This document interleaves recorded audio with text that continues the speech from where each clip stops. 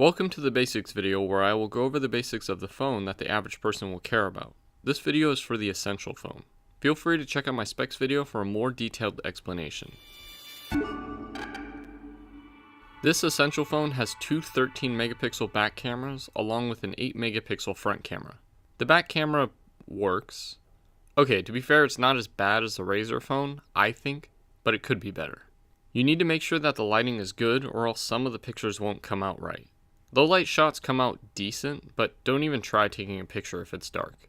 Portrait photos come out looking pretty good, which surprised me. Video is not that good. The camera lacks optical image stabilization, and even in 4K it looks decent, but not as good as it should be.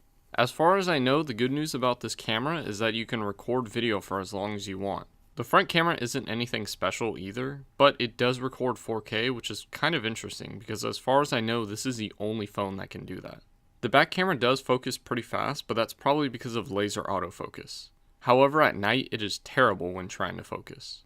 To me, the performance of the camera isn't anything to brag about, so it'll get a 7 out of 10.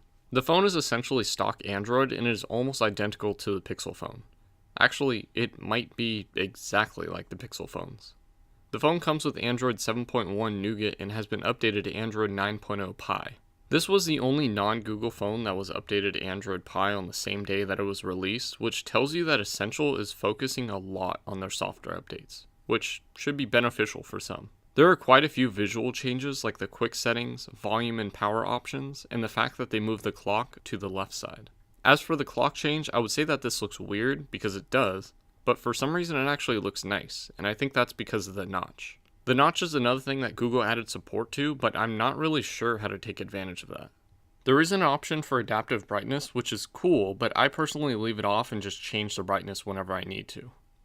The app switcher has changed, and I'm not really a fan of that. I mean, it's pretty much the same as before, but instead of swiping right or left, you have to swipe up. Now this shouldn't be an issue, but my only complaint is that when you close tabs in Chrome, you have to swipe to the side, not up. See how that's a little bit confusing? Lastly, let's talk about the gesture system. Personally, I don't like it, but it gives you quick access to other apps while you're in an app. But there's something about swiping up that's just a little weird. Personally, I left this feature off, but hey, at least I tried it. Going with stock Android is always a good thing in my eyes, so the software gets a 9.25 out of 10. As for the battery, it's nothing special. The phone has a 3040 mAh cell, so it makes sense that it's just a normal battery. Really, it's only made to last a day, and it does, but it's probably not that easy if you want to get 2 days out of it. After about 17 hours of usage, my phone was left to 37%, and 2 hours and 2 minutes of that was screen on time. Another day, I got 15 hours of usage with 44% remaining, and 2 hours and 35 minutes of that was screen on time. Another day, I got 16 hours of usage with 39%, and 2 hours and 36 minutes of that was screen on time. All of these figures are with the brightness all the way up. The phone does support power delivery of around 27 watts, and it charges crazy fast. You should be able to get a full charge in about an hour and a half. The battery isn't entirely the best, but it is pretty consistent. The battery is not removable by the user, and it definitely doesn't look easy to replace.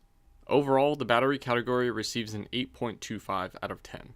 Now the issue with this category is there isn't really a phone that was made before this phone, because this is the first essential phone. So let's just compare it to the HTC G1, which was the first Android phone.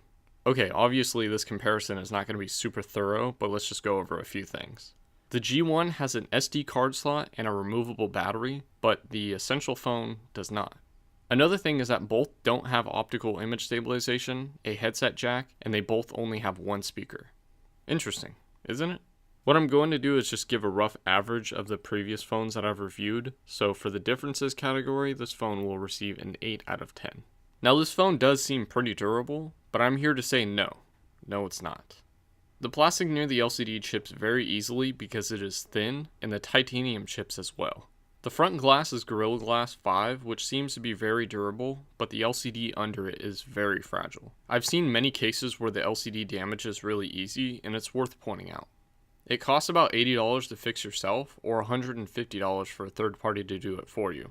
At the time of this video, it is very difficult to get the screen, so research availability before breaking this phone, and when you do, I have a video for that. I would assume that the camera lens could break, but I couldn't find any parts anywhere. Similar to the camera lens, it looks like it won't be easy to replace that ceramic back either. The charging port is soldered onto the phone, making it extremely difficult to repair, and guess what? I can't find the replacement port for this phone either. The battery might need to be replaced at some point, and the only batteries that I can find are pulled from phones. There were some aftermarket batteries out there, but I can't find them anymore for some reason. With this said, Essential should replace all of these issues, but prices may vary depending on the situation. The price of this phone has dropped dramatically over the last year, and most people will probably just buy a new phone if they do break this one. With this said, I will give the Essential phone a 6 out of 10 for durability and repair cost. Now, should you buy this phone? With a score of 77%, I believe you should definitely consider it. Unfortunately, this phone had a very rough start, being delayed for almost 3 months and coming out with a premium and cheap specs list with an expensive price tag. Like I said before, I hope that companies like Essential, Razer, and OnePlus succeed because this is the competition that we need with those big companies out there. Maybe Essential will make another phone, or maybe they won't. Either way, this phone is good if you want a cheap premium phone, and honestly, I don't feel like there's any better phone out there for the price. At least not in new condition. I hope you learned something from these videos, but now I want to learn something from you. Do you think that Essential should make another phone? Let me know in the comment section or on Twitter at MattofRWR. And feel free to follow me on the social media listed above. Also, subscribe to my channel if you want more videos like this. Every sub helps. And if you like these videos, click that bell button. Thanks for watching.